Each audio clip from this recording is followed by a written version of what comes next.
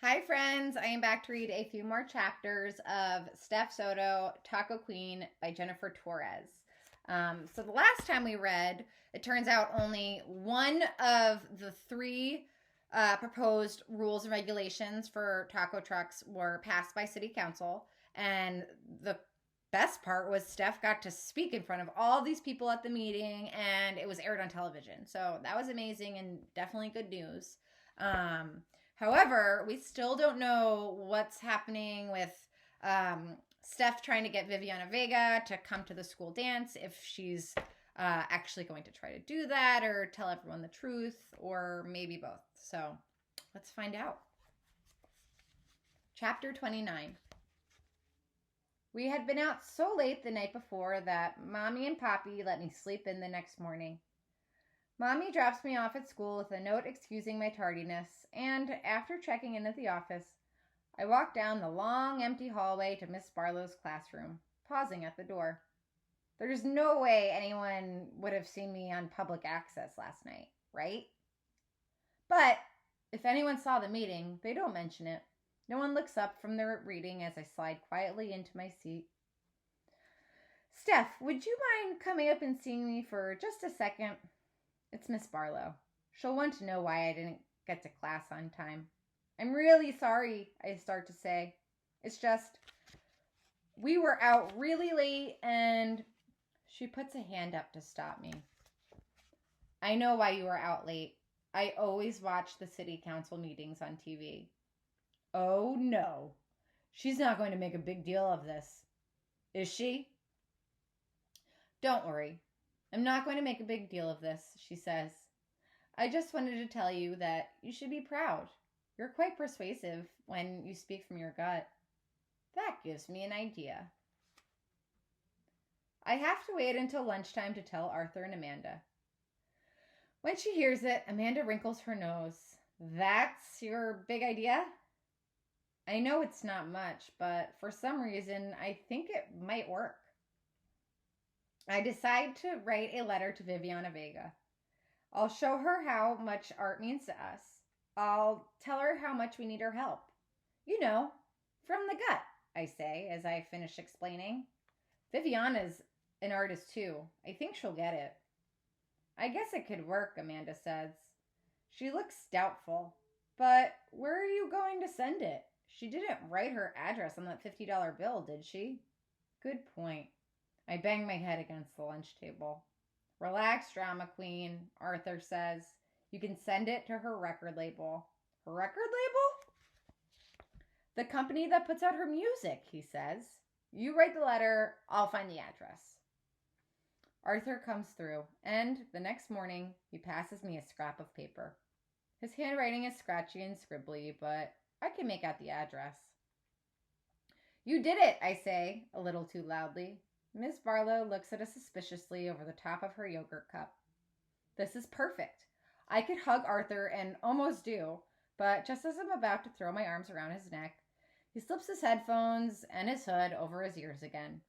I go back to my desk to reread my letter in the few minutes before school starts. Dear Miss Vega, it says, my name is Stef Soto. You probably don't remember me, but I sold you a burrito not too long ago. Wheat-free, dairy-free, egg-free, nut-free, meat-free. I hope you liked it. I'm writing to you because the art program at my school, St. Scholastica, needs help. We're almost completely out of art supplies. My art class is holding a dance to raise some money to buy some, but we could raise a lot more money if you were there.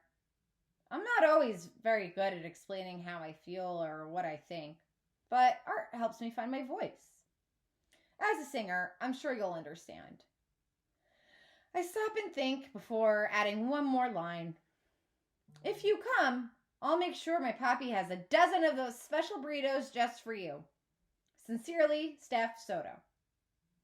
That afternoon, on the way to meet up with Poppy at the gas station, I dropped the letter into a blue mailbox.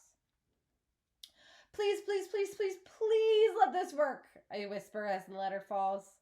After that, the only thing left to do is wait. Every day after Poppy and I get home from the commissary, I check the mail for a letter from Viviana Vega. Every day I find nothing but fast food coupons and furniture ads. Chapter 30. Tia Perla hasn't picked me up from school since before the big city council meeting, so it's a surprise, and not necessarily an unpleasant one, to hear the chirp, chirp, chirp of her horn after school. See you guys, I wave to Arthur and Amanda. I start walking over to Poppy and then stop, right in the middle of the parking lot. Parents honk and swerve around me, but for a moment, I can't move. Taped inside Tia Perla's passenger side window is a sign. For sale. I don't know what to say as I open the door, so I just throw down my backpack and buckle my seatbelt, trying to figure out what Poppy could possibly be thinking. I mean, is this a joke? I burst out after we're a mile or so away. After all those phone calls, the speeches, the city council, after we won? What was the point? Does Mommy even know? Poppy pulls over, squeezes the steering wheel with both hands, and turns to me. He spoke to Mommy last night, he tells me after I went to bed. She understands. You've seen all those brand new food trucks at the commissary, mija, he says. I think about the newer trucks I've seen in a lot. Tip-top tapas, Bon Mi Oh My, Chai Chai again, gleaming chrome and sparkling paint. You know I love Tia Perla, but even I have to admit, she's looking pretty run down, no? It's hard enough finding customers, and I don't think we can compete much longer. He shakes his head. No, I'll go back to painting, and maybe someday we'll save enough for another truck. Maybe a real restaurant this time. It still doesn't make sense. Then why did we work so hard? Why did we get up and speak in front of all those people if we were just going to quit?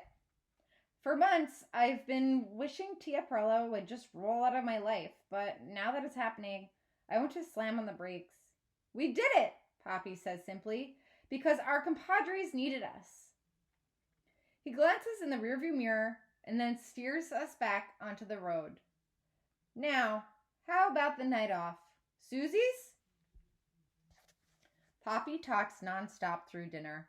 About the dance, about his plans for the garden, about Mommy's promotion, about everything but the taco truck. I try to listen. I try to mirror his smiles. I try to enjoy the food at least, but it all tastes bland. Back at home, I sit on the couch with the stack of today's mail and switch on the lamp, not really expecting to find anything. Bill, magazine, credit card application. I sigh and put the stack on the coffee table where Mommy and Poppy can sift through it later. Then I notice an envelope on the floor. It's addressed to me. I must have dropped it. I jump to my feet. My heart slumps in my ears, and my palms begin to sweat as I hold the envelope in both hands, suddenly unsure if I should open it. This is it. The moment that decides whether I'm Stef Soto, Taco Queen, or Stef Soto, 7th grade hero. I tear the envelope open. The first thing I pull out is a black and white photo of Viviana Vega. In the corner of the picture is a note scrawled in silver ink. Thanks for listening, Stef. Underneath is a swoosh of letters I can't really read. I guess it's her signature. I don't know what to make of it. There's nothing about my letter, nothing about the dance. I check the envelope again. This looks more promising. I pull out a piece of paper, folded in half. Quickly, I unfold it and my eyes race over the typed page. Dear Miss Soto, thanks for taking the time to write to Viviana Vega. She loves to hear from fans like you. Stay in touch with Viviana by joining the Viviana Vega fan club. For a one-time membership fee, you'll receive regular updates from Viviana, whether she's on the road or in the studio. You'll always be the first to know. So many exclamation points and yet so little help. I've been holding my breath, and after reading the note, it rushes out of me like air from a pop balloon. She isn't coming. And, worse than that, she hadn't even read my letter. Probably hadn't even seen it. I sink back into the couch and hold my still pounding head in my hands. Now what? Chapter 31. The next morning, Ms. Barlow writes our journal exercise on the whiteboard. It reads, "You wake up and realize you're invisible. What do you do?" "That's easy. Celebrate." "Just tell everyone the truth," Amanda says when I show her and Arthur the letter. Arthur asks for the autograph photo to keep as part of his pop music memorabilia collection. Fine with me. Amanda's right, Arthur nods. I mean, it's not really that big of a deal. I'm sure no one actually thought she was coming. They're just glad we're having a dance. After school in the art studio, Mr. Salazar asks for final reports from all the team captains. The refreshments team has 12 dozen ice cream cups stored in the cafeteria freezer, plus 6 cases of bottled water and another 6 of soda. "Bravo," Mr. Salazar says. He claps a few times slowly, and the whole class joins him in the applause. The publicity team has hung my posters in all the bathrooms and hallways. Some of the teachers even taped them up in their classrooms. And tomorrow, during morning announcements, Maddie will remind all the middle schoolers to come to the dance. Another round of applause. Amanda stands up next, reporting that her team will begin decorating the cafeteria after lunch tomorrow. Mr. Salazar thanks her. "Congratulations! It's sounding as if this project is going to be a resounding success." It also sounds like Mr. Salazar might skip right over me, until Christopher interrupts him. "Wait, what about Viviana Vega?" Suddenly, the whole class is looking at me. Mr. Salazar confused, but the rest of them eager. "Everything's going great," I mumble into my lap. Amanda kicks me under the table. Arthur opens his eyes wide, as though he's trying to tell me the truth, trying to make me tell the truth by mind control. "Fine, just get it over with." "She's not coming," I say. Silence. Not knowing what else to do, Arthur and Amanda start clapping, but they aren't loud enough to overpower the disappointed groans that roll through the studio. It's Julia, of all people, who quiets everyone down. Guys, seriously? Nobody thought Stef was really going to get Viviana Vega to come to the dance. I don't know if I'm offended or relieved. "So," she continues, "I talked to my parents, and they're going to pay for a DJ, like a real one. It's going to be amazing." She sparkles as usual. Then, even without Mr. Salazar's help, there's an explosion of applause. "What about Arthur's playlist?" I protest. He's slumped on his stool, his hood pulled halfway down over his face. But no one listens to me. Julia is the center of attention again, and I'm the girl most likely to smell like taco sauce. When Mr. Salazar says it's time to go, I pick up my things without looking back, without even saying goodbye to Amanda and Arthur. I speed walk through the parking lot. Chapter 32. I call Amanda from my cell phone right after I finish my homework. This counts as urgent. "So, how bad is it?" I demand. "Oh, hi!" she gushes with sarcastic sweetness. "I'm just fine. Thank you so much for asking." Point taken. Okay, I'm sorry. But please, just tell me. What were they saying after I left?" "I don't know," she yawns. "Not a lot. I guess some people are kind of annoyed with you, but everyone thinks the DJ thing is cool. Except Arthur, obviously." I'm not convinced. Mommy and Poppy won't let me stay home from school on Friday. But they can't make me go to the dance. Not even Arthur and Amanda changed my mind. They try all day, but there's no way I'm going. "Come on," Arthur nags one last time as he's stepping into his mom's car. "If I can go, you can go. I bet everyone's already starting to forget about the whole Viviana Vega thing." Well, I'm not about to remind them.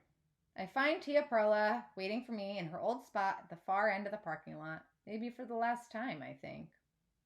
Poppy is leaning out of his rolled-down window, talking to a woman in a knee-length skirt and pointy black shoes. She looks sort of familiar, but not until I get closer do I recognize her as Mrs. Sandoval. "I was able to find a sitter for her brother, but I know how much she would hate to miss the dance. So if it's really not too much trouble..." "No way. Miss Independent needs a ride." Poppy shakes his head. "It's no trouble. I'll take the girls to the dance and bring them home afterward. You can pick up Julia in the morning." Mrs. Sandoval thanks him and finally notices me. Stef, we've missed you, she says, stepping back as if she's admiring a painting. She checks her watch. Oh, I better get back to work. You girls have a great time at the dance. I'm so proud of all of the hard work you've put in.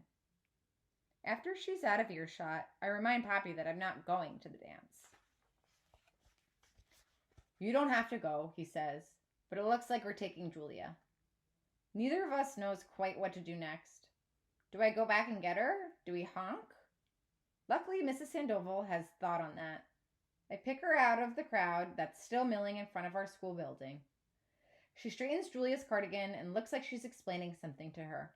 All of a sudden, Julia jerks away and scowls. Mrs. Sandoval throws up her arms and starts walking back towards Tia Prella.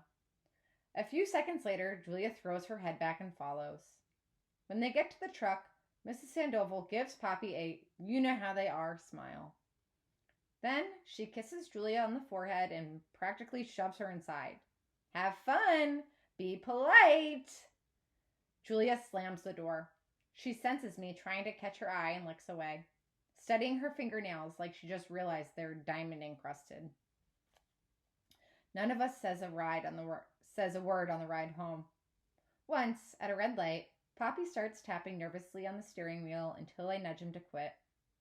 We can't be sure what might set her off. Back at our house, Poppy unlocks the front door, and Julia stalks off for my bedroom like it hasn't been forever since the last time she visited. Poppy and I shrug at each other. Then, I follow Julia down the hallway. I find her sprawled on my bed.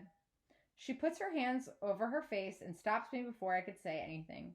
Don't even. I do anyway. Why don't you just take the bus? She sits up. Right? I've been riding the bus all year, and it's like they still don't trust me. I have to text when I get on, text when I get off, and if I'm even 2 minutes late, it's like, call the FBI or something. So we're taking you to the dance, I guess. And you're not worried about smelling like tacos? Julia opens her mouth, but changes her mind and flops back down on my bed. I don't know why I say things like that. Maddie thought I was cool or whatever. And I don't know. Sorry. Anyway, you're the one that ditched me for Amanda. Because remember, they used to be friends. Now I'm the one who opens my mouth, about to lob back at an argument until I realize it's kind of true. I never thought about it that way before, but the more time I spent with Amanda, the less time I spent with Julia. Even before Julia started taking the bus to school. It wasn't on purpose. Amanda and I just had more in common, I guess. Had more fun together. Sorry, too, I say. I slide to the floor, my back against the wall, and sit there until Julia breaks the awkward silence by hopping off my bed and tearing through my wardrobe. Make yourself at home, I say, getting up to stop her, though I quickly see there's no point trying. Well, it's not like my genius mother thought to pack me any extra clothes, she answers from inside my closet, her voice muffled by my sweaters and dresses. And I'm not going in my uniform, obviously. What are you going to wear? I tell her I'm not going to the dance. We could give her a ride, but I'm not going. Don't be dumb, she says. Here. A black button-up sweater flies at my face. As soon as I manage to swat it away, a plum-colored skirt hits me. Hey! Just put it on. I sigh and start changing. It's easier than fighting with her. A few minutes later, Julia emerges from behind my closet door in a flowery pink sundress and jean jacket, sleeves rolled up to her elbows. The outfit looks like she's been planning it for weeks, but at the same time, effortless. So annoying. At least you don't have completely terrible taste, she says. Are you always as charming when you steal people's clothes? She shrugs and smiles, sparkling sweet as ever. Now, she orders, sit. I let Julia bully me into the chair at my desk, but not even she is bossy enough to force my curls to behave, I think. Nonetheless, she twists and pulls and yanks and spritzes, and somehow it works.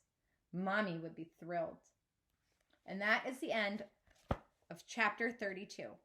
Stay tuned because we only have 4 more chapters left, and I can't wait to see how this book ends. See you soon.